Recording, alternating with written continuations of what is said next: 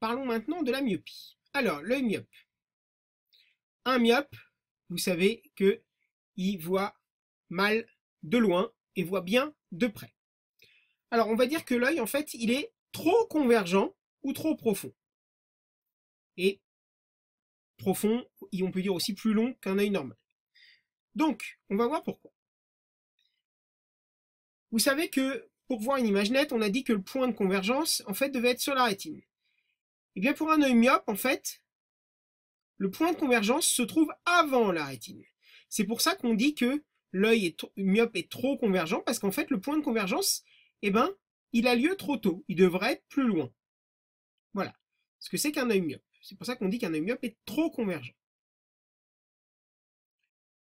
Donc, comme le point de convergence n'est pas sur la rétine, on voit une image floue. Donc, les zones distinctes, on avait dit que pour un œil hémétrope, le PP était à environ à 25 cm et le PR à l'infini. Donc pour un œil myope, bizarrement, vous verrez d'un peu plus près qu'un œil classique, qu'un œil sain. Donc inférieur à 25. Par contre, cette fois-ci, le PR, le punctum remotum, lui, il est loin d'être à l'infini puisque un myope voit mal de loin. Donc voilà le champ de vision d'un myope.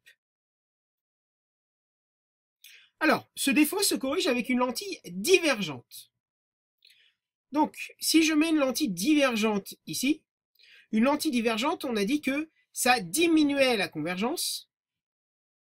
Donc, au lieu de faire converger, ça fait diverger.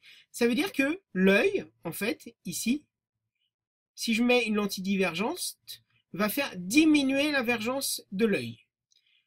Alors, en fait, lorsque vous additionnez, lorsque vous mettez plusieurs lentilles différentes, divergentes, convergentes, en fait, leur vergence s'additionne.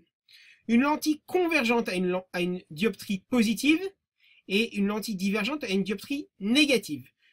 Nous, ce qui nous intéresse, c'est d'éloigner ce point, donc d'augmenter la distance focale. Donc, si on augmente f', ça veut dire diminuer la vergence, donc la convergence de l'œil. Donc, on veut faire diminuer la vergence totale. Si par exemple l'œil il a 10 dioptries, il a une vergence de 10 dioptries, si je mets une lentille de moins de dioptries divergentes, bah, on aura bien une diminution de la vergence totale qui sera à 8, 10 moins 2. Donc ce qui fera reculer un tout petit peu l'œil. Donc le fait, encore une fois, de mettre une lentille divergente va faire reculer le point et c'est ce qu'on veut.